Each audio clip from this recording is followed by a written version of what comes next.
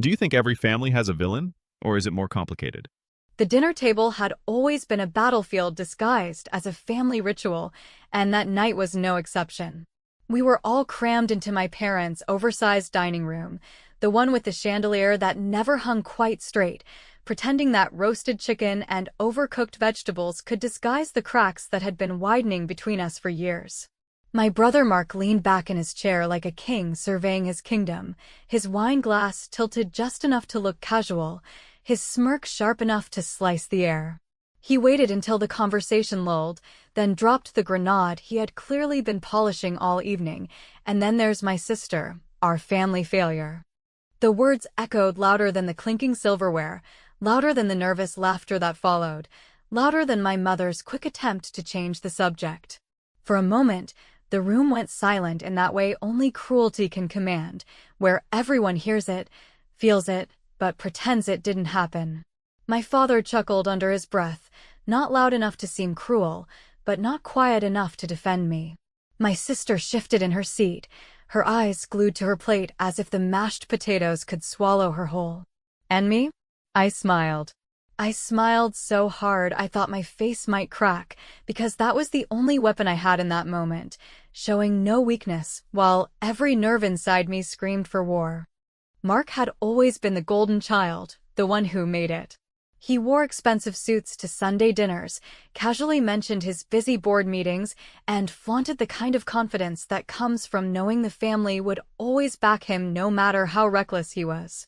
He had been handed everything: my parents' pride, their money, their faith, and yet he still needed to stand on my shoulders to feel taller. My career missteps, my abandoned projects, my quieter life had become his favorite punchline. He wanted to remind everyone, in front of me, that I was the measuring stick for failure. I didn't lash out, though I wanted to. I didn't remind him of the interns he had humiliated, or the rumors about the late nights at his office, or the hushed phone calls that sounded a lot more desperate than successful. I didn't ask my father why silence was easier than defense, or my mother why she poured him another drink instead of telling him to shut his mouth. I didn't tell my sister that her looking away felt like betrayal. Instead, I simply sat there with a smile, letting the insult hang in the air until Mark thought he had won, until he raised his glass, as if he delivered some grand toast.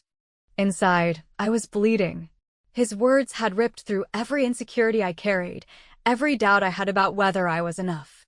But with that pain came something unexpected, a sharp, cold clarity that cut deeper than his mockery. In that moment, while he basked in his little victory, I realized that nothing I said could ever change how they saw me. Words wouldn't do it. Only action, something undeniable, something that would shake the foundation of their certainty, could rewrite the story they had written about me. The rest of the dinner blurred into background noise. My mother asked about my job, not because she cared, but because it was polite. My father launched into a story about his golf buddies. My sister mentioned a vacation she was planning. Mark, of course, dominated the table, weaving tales of his latest business triumphs, each more inflated than the last, his voice dripping with arrogance. I nodded, played along, even asked questions, because the role I had been assigned was clear: smile, be small, stay predictable.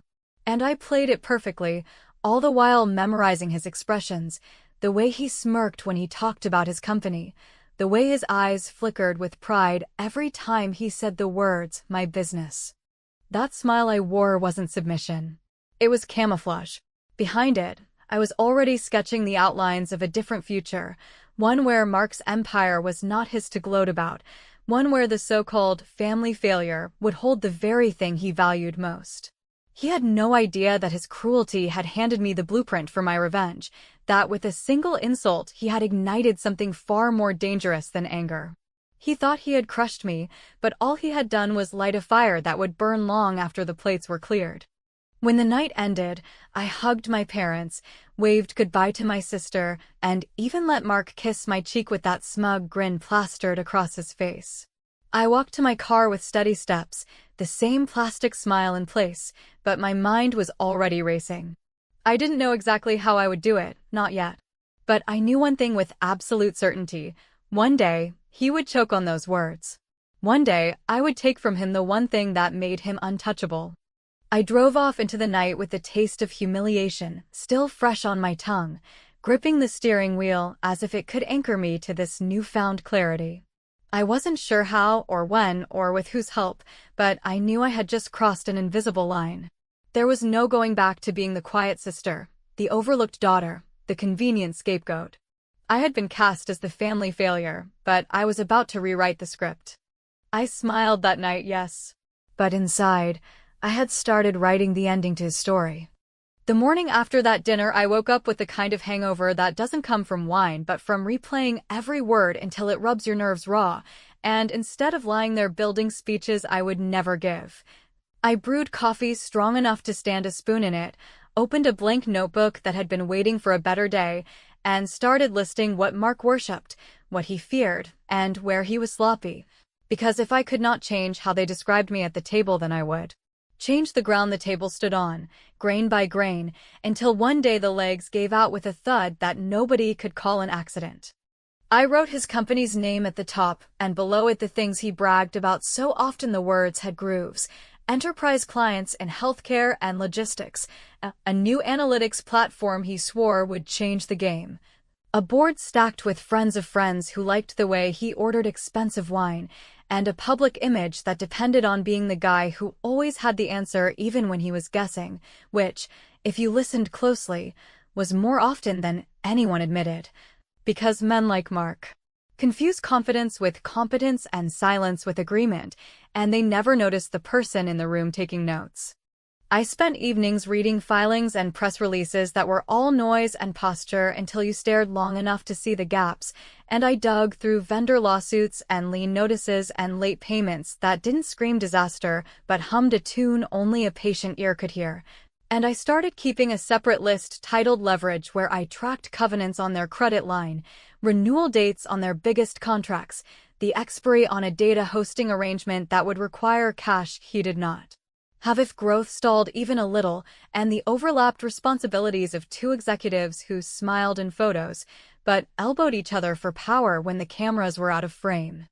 I took a job that looked like a step down to anyone who judged by titles, which my mother unfortunately did, but it put me inside a vendor whose technology Mark depended on more than his sales deck admitted, and I learned the quiet parts of the business. The unglamorous details about integration backlogs and procurement delays and which clients always paid late, and I stayed so polite and forgettable that people spoke in front of me the way they speak in front of a coat rack, which is to say, carelessly, and in that carelessness I collected more intelligence than any angry confrontation could have scraped loose. Money was the unromantic part, so I treated it without romance. I pared my life down to what fit in one closet, drove a car that did not need to impress anyone, took freelance contracts at night ghostwriting strategy decks for founders who needed a grown-up voice, invested the extra in plain funds and one small stake in a boring company that printed labels, and every time a dividend or payout landed, I did not celebrate. I moved it to an account that had no card attached and named a shell company I had quietly formed after a flower my grandmother loved, because if anyone stumbled across it, I wanted the name to feel like nothing, not a threat but a lullaby. The first small strike came almost by accident, except by then I did not believe in accidents, only in preparation meeting arrogance. Because when Mark announced a rebrand with a new product line, he forgot to secure the obvious domain variations and the trademark in a neighboring class that covered consulting and training, a detail he would have delegated to someone if he respected the unsexy parts of business, which he did not. So on a rainy Tuesday I registered the domains, filed for the class he ignored, and set up a one-page site that said nothing provocative, only under evaluation, with a contact form that forwarded to an inbox I checked from a coffee shop where the barista knew my name, but not my story. Within a week, 3 inquiries met for Mark's team trickled in, one from a regional hospital consortium, one from a logistics partner that had been grumbling about rates, and one from a boutique private equity firm that sprinkled their emails with words like synergy and roll up, and rather than play dirty or expose myself, I replied with a single sentence thanking them for the misdirect and copying a generic legal address at Mark's company. knowing full well that forwarding those emails would set off a quiet fire drill, because nothing rattles a swaggering leader like the realization that someone, somewhere, is running faster on the details than he is. By Friday, an attorney from his shop wrote to me, polite but clipped, requesting that I cease using the mark in adjacent classes and proposing a call to clarify market boundaries, which was a very long way of saying they had stepped into the week with their laces untied and did not like seeing me hold the knot. So I scheduled the call, recorded nothing, promised nothing, and at the end of it offered, sweet as syrup, to relinquish the domains and withdraw the adjacent filing if they documented in writing that their forthcoming product would limit claims in training and advisory, a concession that sounded tiny to a board fixated on launch headlines, but meant that every future deck would carry a footnote where a crown should have been. And I hung up feeling a kind of hush fall over me, not triumph yet, but the hush of a first lover moved. That night, while my family text thread pinged with photos from a weekend barbecue I had not been invited to until the last minute, the hospital consortium sent a follow-up asking whether our advisory unit could share a comparative framework for analytics cost of ownership, which told me they had read the placeholder site more eagerly than I intended, and I wrote back a polite decline with a line that thanked them for considering us during their renewal window. The phrase renewal window, chosen precisely because it would ring like a bell if forwarded, which it was, because only 2 days later one of Mark's lieutenants posted a frantic internal memo that spilled into the vendor channel where I still worked. And in that memo was the kind of anxiety you cannot fake, the kind that turns confident men brittle. I did not crow, I did not screenshot, I did not tell a soul. I simply poured another cup of coffee, filed their attorney's letter in a folder labeled breadcrumbs, and circled a date 3 months ahead when the hosting contract would trip its penalty clause if not renewed, because the tiny revenge of watching a rebrand stumble, of forcing an asterisk into their messaging, of turning their week into a scramble, was not my victory. It was only the first taste I allowed myself on the way to something that would not look like an accident and would not be reversible. And as I closed my laptop, I realized the best part. If Mark asked anyone who had cost him that week, they would not say my name, because he was still not looking for me. The months that followed were not glamorous, not the kind of thing anyone would post on social media or brag about at a reunion, but they were the bricks and mortar of something larger. And I learned to take comfort in the unremarkable grind that slowly built the scaffolding for a strike no one would see coming. Every morning I clocked into a job that looked humble on the surface, an operations role at a supplier Mark's company leaned on heavily, where the fluorescent lights hummed overhead and the office coffee tasted like burnt cardboard. Yet the access it gave me to contracts, renewal dates, and whispered frustrations from clients was priceless, and I treated every mundane task like a spy slipping through unnoticed corridors. My coworkers saw me as polite, efficient, invisible, and that invisibility was my cloak, because people only hide things from those they consider dangerous, never from someone who blends into the wallpaper. At night, my apartment transformed into a command center where I pored over spreadsheets, industry journals, and debt disclosures that the average person would have found mind-numbingly boring. But to me they were threads in a web Mark didn't realize was tightening around him. I tracked his company's vendor payments, noting the widening gap between invoicing and settlement. I examined their hiring announcements and compared them against headcount expenses. And I watched how aggressively they marketed features that hadn't been fully delivered, a sign of desperation dressed up as innovation. Each time I uncovered one of these cracks, I jotted it down on a growing map taped to my wall, a map that looked less like notes and more like a crime investigation. Only the crime hadn't happened yet, it was still forming in my mind. During this period, I leaned heavily on an unlikely ally, an old professor named Harris who had once lectured about corporate takeovers in a classroom half asleep with undergraduates, but who saw in me a persistence that reminded him of his younger self. Over countless coffees, he taught me how acquisitions rarely succeed because people chase headlines instead of fundamentals, and he drilled into me the value of patience, of buying not what is shiny but what is undervalued. Not what people brag about, but what they overlook. When I confided, without naming names, that I was circling a company led by arrogance and propped up by image, his only response was a thin smile and the words, then it's not a matter of if, but when. Those words sank into me, solidifying the idea that my revenge wasn't a childish fantasy, but a matter of time, of mathematics, of endurance. Meanwhile, my family carried on believing I was the perpetual disappointment. My mother called occasionally to ask whether I had found something better yet, her tone careful but heavy with implication, while my father would drop lines about how Mark was negotiating another, game-changing deal. Family gatherings remained predictable performances where Mark strutted and the rest of them applauded, and I played the role of the overlooked daughter, smiling faintly, asking polite questions, hiding in plain sight. Every time he bragged about expansion, about partnerships, about his supposed genius, I tucked away the details and cross-referenced them later, and more often than not I found the holes, the exaggerations, the outright fabrications. But I never corrected him, never challenged him. The louder he grew, the easier it was for me to move silently. The financial side required as much discipline as the investigative side. I continued living cheaply, funneling every spare dollar into my quiet shell company, expanding its legitimacy with a trail of modest, but real contracts so that when the time came it would not look like a ghost, but like a hungry, growing entity.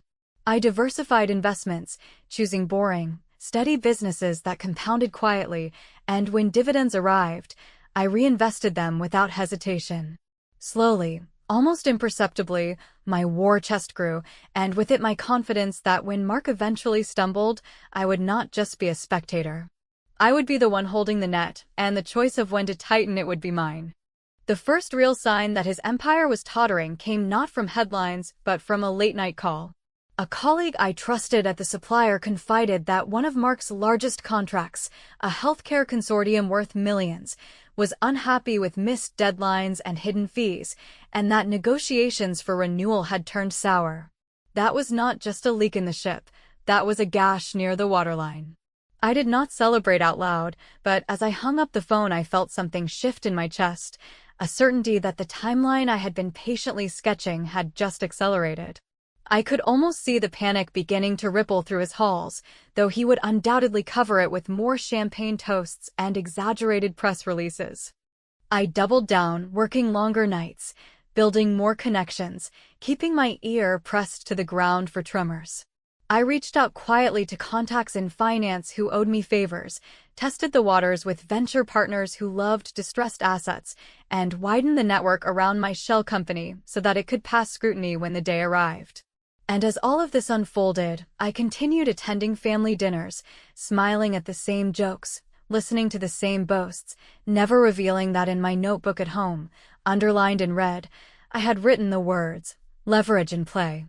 By the time autumn came, the map on my wall was almost complete, with arrows and circles showing where pressure points aligned, the expiring hosting contract, the souring healthcare deal, the mounting vendor complaints, and the overextended marketing spend. I knew then that Mark's fortress was less a fortress and more a facade, a house of glass he believed to be steel, and I had positioned myself not in front of it where he could aim, but beneath it, holding the one hammer that could bring it all down when I chose. I went to sleep each night with the thought that revenge was no longer an abstract dream, but a tangible sequence of moves, and as much as the sting of his insults still lived in me, what fueled me now was not just anger, but the intoxicating knowledge that for the first time, he was no longer untouchable. And when the call came that would confirm everything, I knew I would be ready to act, because by then, the so-called family failure had transformed into the one player who understood the board better than anyone else sitting at that glossy dining room table. The call that arrived on a stormy Thursday evening did not sound dramatic at first. It was just a former colleague from the supplier, speaking with the kind of hushed urgency people use when they know the walls might be listening, but in the course of that conversation, between half-sentences and nervous pauses, he revealed that Mark's company had begun quietly seeking investors, not out of ambition as the press releases would later claim, but out of necessity, because liquidity was drying up. And their lenders had started to show teeth, and suddenly everything I had been piecing together in the shadows solidified into a picture that was both exhilarating and terrifying. I hung up the phone with my heart pounding, not from fear of failure, but from the realization that the window I had been waiting for was swinging open, and if I hesitated, it might slam shut forever. The days that followed were a blur of action disguised as calm. By day, I still played the unremarkable role at the supplier, updating schedules and chasing paperwork no one else cared to touch.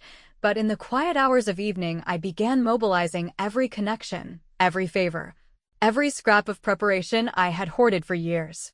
I contacted Harris, the professor who had become my mentor, and over black coffee in a corner booth he reminded me that the first strike in any takeover is concealment, that the target must never know whose hand is moving the pieces until it is far too late, and so I worked under the name of my shell company, letting the flower-inspired moniker appear in preliminary talks with distressed asset funds and advisory firms who, smelling blood, were more than eager to circle. The negotiations were not cinematic. There were no boardrooms with shouting matches or late-night betrayals, just endless streams of documents, quiet video calls where no one turned on their cameras, and careful assurances that my entity had the capital to participate. I was careful never to overplay, never to let greed show, because predators recognize other predators and would have devoured me had they seen a weakness. Instead, I positioned my company as the discreet partner, the one willing to shoulder the risk others flinched from, and that posture bought me access to information streams Mark would never imagine I could touch. Meanwhile, in the family circle, nothing changed. My mother called to remind me of a cousin's baby shower, my father mentioned Mark's latest magazine feature with paternal pride, and my sister asked me if I was still working that little job. The words stinging not because they were cruel, but because of how casually they dismissed the life I was constructing brick by brick. At one Sunday dinner, Mark swaggered about an upcoming partnership that was already in the bag, his voice smug and certain, while I sat there cutting my meat slowly, nodding along, knowing full well that the documents on my laptop at home showed the partner had pulled out 2 weeks earlier after a series of missed deadlines. It was almost unbearable to remain silent, but silence was the shield that protected the trap I was building. The turning point came when I secured the ear of a small, but significant investor who had grown disillusioned with Mark's arrogance. He was not a giant in the industry, but he held enough stock to matter, and he confessed that he was tired of watching promises evaporate into excuses. Over several discreet meetings, I convinced him that my entity could offer stability, that if he aligned with me rather than clinging to Mark's sinking ship, he could salvage value and even find a more dignified exit. That conversation was the first domino, because once one stakeholder breaks faith, others begin to question whether they are clinging to hope or drowning in denial. At night, I lay awake not from doubt, but from the sheer intensity of what I was attempting. Revenge, when spoken out loud, sounds theatrical, but lived day by day it is paperwork, signatures, and the discipline to wait until the timing is perfect. There were moments when I wondered whether I was losing myself, whether proving a point to my family was worth the risk of stepping into the same pit of power and ego that had consumed Mark. But each time I recalled the smirk on his face as he called me the family failure, I reminded myself that I was not chasing ego but justice, not gloating but redress. That belief steadied me, even as the web tightened. The final weeks before the strike were almost surreal. Mark continued to bask in the illusion of control, bragging in interviews about expansion while behind the scenes his company scrambled to secure bridge financing. My mother sent me clippings of those interviews with little notes like, "Look at your brother making us proud," never once wondering why I only responded with vague politeness. My shell company, meanwhile, was finalizing agreements, arranging quiet partnerships with funds eager to take part in the restructuring, and drafting the terms that would hand me leverage no one in my family would believe possible. By the time Mark suspected anything, it was already too late, because the papers had been drafted, the signatures collected, and the future of his empire had shifted beneath his feet. I remember closing my laptop one night, the glow fading into darkness, and realizing that I had crossed the threshold from planning to execution. There was no turning back, no pretending that this was just curiosity or a test of endurance. I had moved into the endgame, and every piece was set exactly where I needed it to be. All that remained was the reveal, the moment when the mask would come off and the brother who mocked me would see the face of the failure he had dismissed, not groveling for approval, but standing in ownership of everything he thought untouchable. And as much as I tried to steel myself, I knew that nothing could prepare me for the sight of his expression when he realized the trap had already closed. The morning of the reveal did not come with thunder or any supernatural omen, only a crisp, almost smug kind of sunlight that made the glass of the downtown towers gleam like polished trophies. And as I walked into the lobby, I felt the weight of every night spent hunched over spreadsheets and every weekend dodging family events under the pretense of being too tired. Because what I was about to do required the steadiness of a surgeon and the appetite of someone who had been fed humiliation for years and finally learned to metabolize it into something weaponized, quiet, and final. The boardroom had the same performative austerity all these rooms share: too much glass, a vase of sterile flowers, chairs that creak when power shifts, and when Mark strode in late with his jacket slung over one shoulder, the room tilted toward him out of habit. The way people lean toward a man who has trained them to treat his word as weather, yet this time the weather had already changed, and he was the last to feel the drop in temperature. The meeting began with routine pleasantries and a bland agenda, which was deliberate misdirection written by attorneys who understand that shock travels faster when it springs from boredom.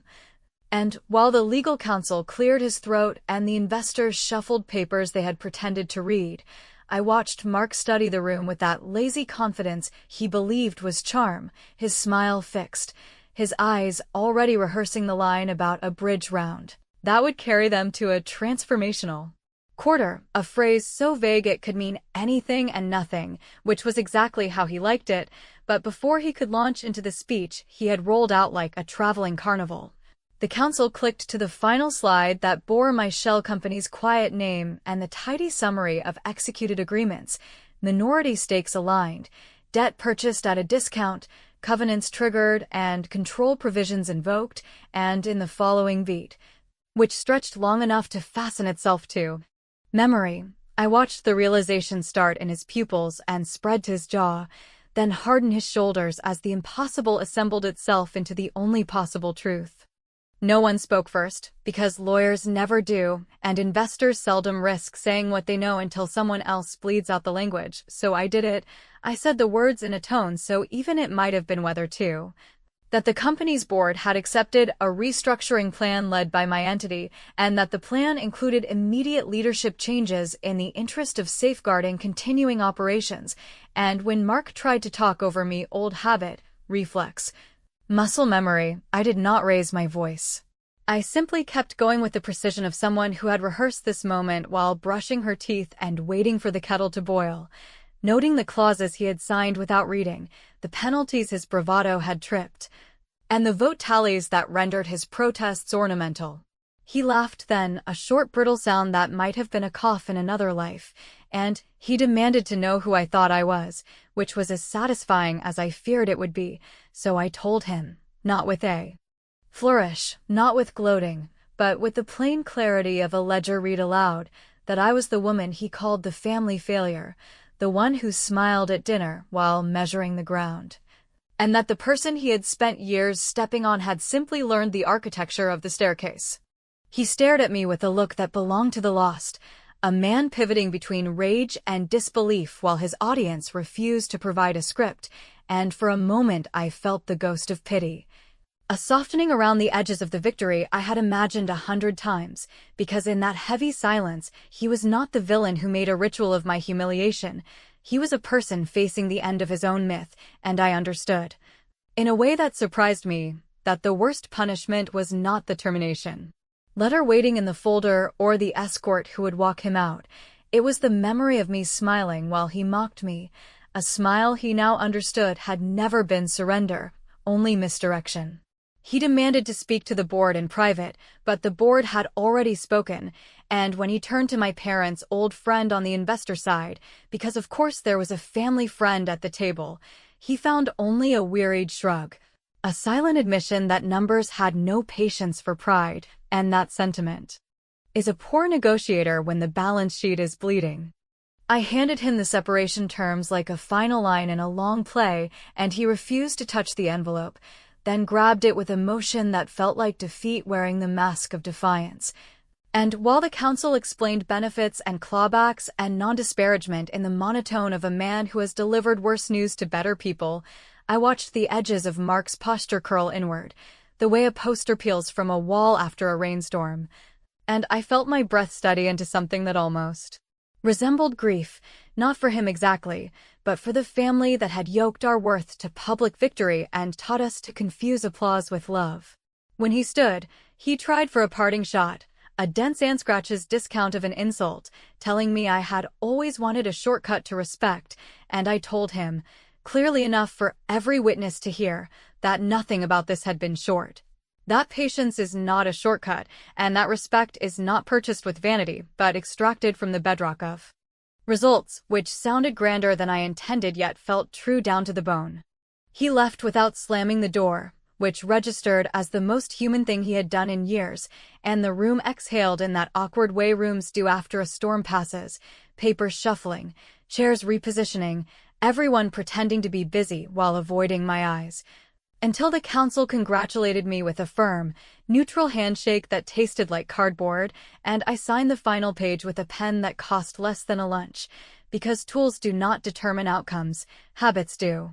I walked past the lobby security desk as the escort led my brother out a side entrance, the same man who once held court at holidays and graded my life like a report card now pacing in a square of shadow. And for a moment I caught my reflection in the glass and did not recognize the woman looking back, a person who had won the thing she chased and discovered in the instant of possession. That victory sounds different in an empty hallway than it does in the daydream where everyone claps. My phone buzzed with a message from my mother asking whether I had seen Mark's latest interview, a clip recorded days earlier, still dripping with the old confidence, and I typed a reply that said almost nothing, a placeholder sentence about being in meetings. Because there are truths that cannot be texted and there are reckonings that must arrive in their own slow time, at a kitchen table without wine or witnesses. People ask whether it was worth it, whether turning the insult into an acquisition made me feel whole, whether ending his job the same day delivered the justice I had been building toward, and I smile in that same way I smiled the night he called me a failure. Not because I am hiding, but because answers have a half-life and some of them need to decay before you can touch them safely. I sleep now with the awareness that I became the sort of person who can pull a lever and change the weather in someone else's life, and that knowledge is both armor and burden, and while I would like to say the story ends with certainty and a neat moral, the truth is cleaner and more complicated. I did what I set out to do, I reclaimed my name, and yet most nights, just before the room goes fully dark, I hear the echo of the question I refuse to answer out loud, the one that keeps the ending open like an unlatched window. If I could go back to that dinner, knowing everything I know now, would I still smile?